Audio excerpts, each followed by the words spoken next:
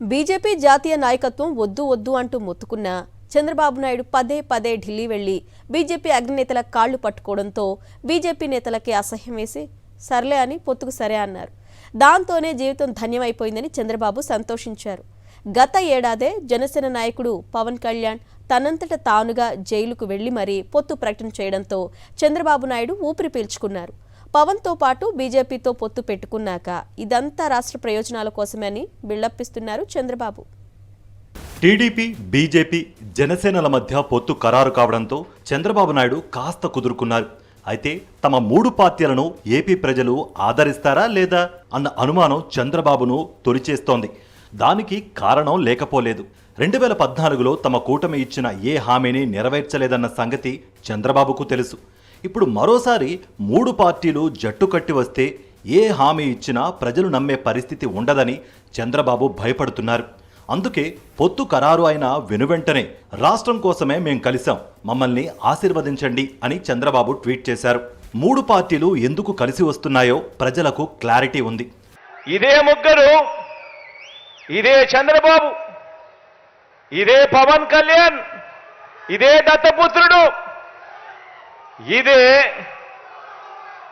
బీజేపీతోనే కలిసి 2014లో కూడా ఇప్పుడు చెప్తా ఉన్న మోసపూరిత వాగ్దానాలు మాదిరిగానే 2014లో కూడా ఇదే మాదిరిగా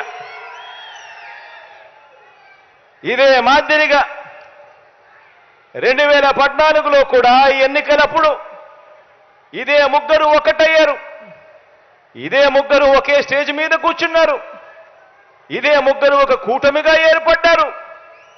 ఏర్పడిన ఏకంగా ఇదే పెద్ద మనిషి చంద్రబాబు నాయుడు గారు ఎన్నికల మేనిఫెస్టో అంటూ ఈ మాదిరిగా ఇచ్చి ఏకంగా చంద్రబాబు నాయుడు గారు సంతకం పెట్టి మరి ఈ మాదిరిగా ప్రతి ఇంటికి కూడా పంపించాడు ఈ పెద్ద మనిషి చంద్రబాబు గారు. ఇందులో ఈయన రాసిన మాటలు, రాసిన వాగ్దానాలు, రైతులకు రుణమాఫీ పైన మొదటి సంతకం చేస్తానన్నాడు. 87,612 కోట్ల రూపాయల రైతుల రుణాలు మాఫీ చేస్తానని చెప్పి ఎగనామం పెట్టాడు. పొదుపు సంఘాల రుణాలు పూర్తిగా రద్దు చేస్తానన్నాడు. ఏకంగా 14,205 కోట్ల రూపాయలు నా అక్క చెల్లెమ్మలను అడ్డగోలుగా మోసం చేశాడు. రాష్ట్రం గురించి ఆలోచించే పెద్ద మనసు చంద్రబాబుకు కానీ పవన్కు కానీ లేవని ప్రజలకు అనుభవపూర్వకంగా తెలుసు. ఎందుకంటే గతంలో ఇదే బీజేపీ రాష్ట్రానికి విభజన హామీలు ఇవ్వకుండా ద్రోహం చేసిందని చంద్రబాబు, పవన్లు ఇద్దరూ ఆరోపించారు. దేశాన్ని మతం ప్రాతిపదిక వర్గాల వారీగా విడగొడుతున్నారని ఆరోపణలు చేసింది చంద్రబాబే. దేశాన్ని విభజిస్తున్నారు, దేశంలో ద్వేషాన్ని పెంచుతున్నారు, వర్గాలుగా విడగొట్టే పరిస్థితికి వస్తున్నారు. అస్సాంలో పోతే గోబ్యాక్ అన్నారు, వెస్ట్ బెంగాల్ పోతే గోబ్యాక్ అన్నారు, తమిళనాడుకు పోతే రావద్దన్నారు, మన దగ్గరకు వస్తే రావద్దన్నారు. ఎక్కడికి వెళ్తారని అడుగుతున్నా, ఏంటి ఇవన్నీ అడుగుతున్నాను. 5 ఏళ్ల క్రితం జరిగిన కర్ణాటక ఎన్నికల్లో బీజేపీని ఓడించమని తానే పిలుపునిస్తే తెలుగు వాళ్లు ఓడించారని చంద్రబాబు అప్పట్లో అన్నారు. నేను తిరుపతిలో ఒక పిలిపించాను. తెలుగు జాతికి అన్యాయం చేసిన వాళ్ళు జన్మభూమి సాక్షిగా మీరు ఎక్కడున్నా ఆ పార్టీకి గుణపాఠం చెప్పమంటే బీజేపీని చిత్తుగా ఓడించి గుణపాఠం చెప్పారు.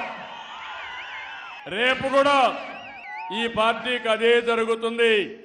చంద్రబాబు నాయుడు జన్మభూమి కమిటీల్లో ఉండేదంతా దొంగలే అన్న బీజేపీ చంద్రబాబు నాయుడిని గజ దొంగతో పోల్చింది. అంతేకాదు అమరావతికి ద్రోహం చేసింది చంద్రబాబే అని బీజేపీ సీనియర్ నేత దుయ్యబట్టారు. टीडीपी को कोई अधिकार नहीं है आंध्र प्रदेश के राजधानी का इशू उठाने का. टीडीपी उसका जिम्मेवार है और इसलिए यहाँ के सारे सीट में से टीडीपी को उखाड़ के फेंक दिया था. आंध्र प्रदेश के अमरावती के रैतुलू का अगर कोई बहुत बड़ा नंबर 1 क्रिमिनल है, गद्दार है, तो वो चंद्रबाबू नायडू है. చంద్రబాబు నాయుడు జైలుకెళ్లడం ఖాయమని ఈ బీజేపీ నేతే గతంలో అన్నారు. చంద్రబాబును మించిన అవినీతి పరుడు మరొకరు లేరని ఏపీ బీజేపీ నేతలు కూడా దుయ్యబట్టారు. చంద్రబాబు అవినీతిని పవన్ ఖండించారు. ఏపీకి అన్యాయం చేసింది ద్రోహం చేసింది బీజేపీయే అని చంద్రబాబు అన్నారు. ఇప్పుడు వీళ్లే యూటర్న్లు తీసుకుని ముగ్గురూ కలిసి చేతులు కలిపి ఎన్నికల తెరపైకొచ్చారు. దేనికోసం వచ్చారు?